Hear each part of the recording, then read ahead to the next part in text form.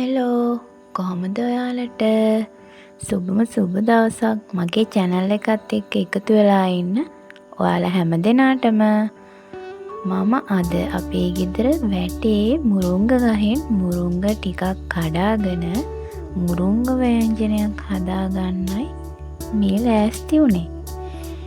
ව්‍යංජනේ වගේම අපි මුරුංග එක ක්‍රමවලට පිළියෙල කරගන්නවා.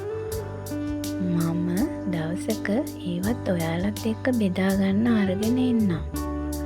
ඔන්න ඉතින් මම මේ කතාවෙන් කතාවම මුරුංග ටිකක් කඩාගෙන සුද්ධ කරලා සෝදලා පිළියෙල කරගත්තා. මුරුංග කියන්නේ දිව්‍ය භෝජනයක් තමයි අපේ ගෙදර අයට. ඔයාලටත් එහෙම වෙන්න ඇති කියලා මම හිතනවා.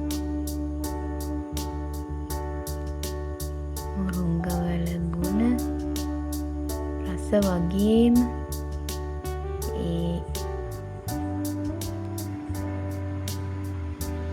ඔන්න ඉතින් ඒ රස මුරුංග ව්‍යංජනය හදාගන්න තමයි මම මේ ලෑස්ති වුණේ.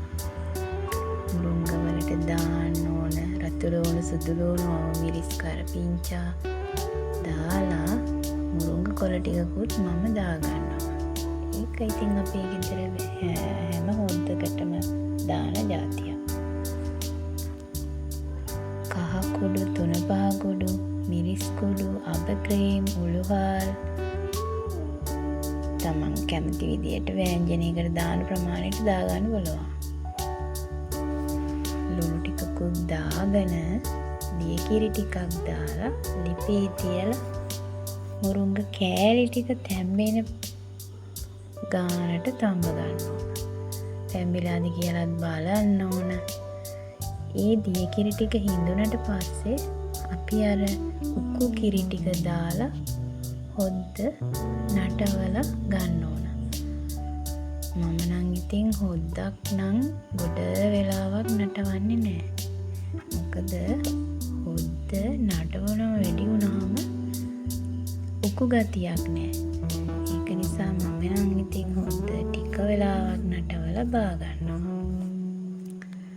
ඔන්න ඉතින් මගේ SP එක බලපු ඔයාලට ගොඩාක් ස්තුතියි. channel එකත් subscribe කරන්න අමතක කරන්න